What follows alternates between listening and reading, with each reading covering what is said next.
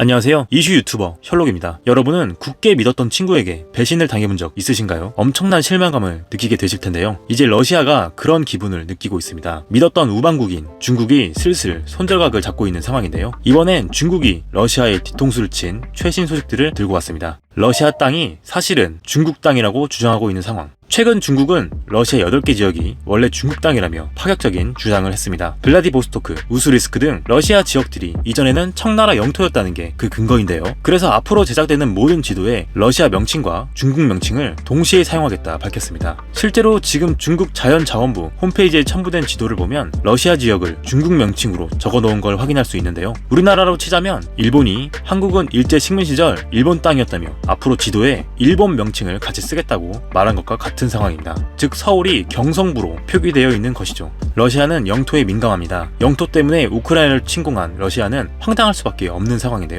하지만 러시아는 중국에 대놓고 불만을 표출할 수 없는 상황입니다. 중국은 거의 유일한 러시아의 우방국이기 때문인데요. 어쩌면 중국은 이 타이밍을 노렸을 수도 있습니다. 그렇다면 정말 악질이라고 할 수 있겠네요. 사실 중국이 러시아의 뒤통수를 친 건 이번뿐만이 아니었습니다.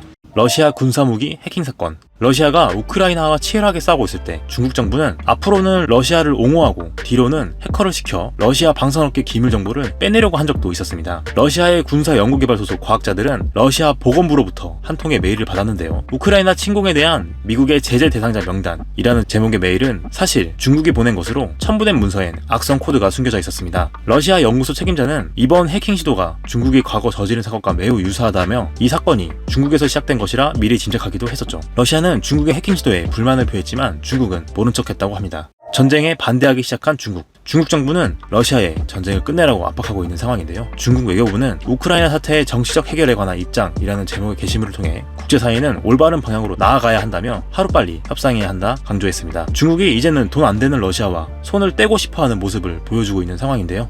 이 황당한 소식은 이제 막 전 세계에 퍼지기 시작해서 아직까진 해외 네티즌들의 반응은 없는 상황입니다. 유일한 우방국이라고 믿었던 중국이 슬금슬금 선을 긋고 있는 상황. 러시아는 과연 어떤 기분일까요? 지금까지 셜록이었습니다. 감사합니다.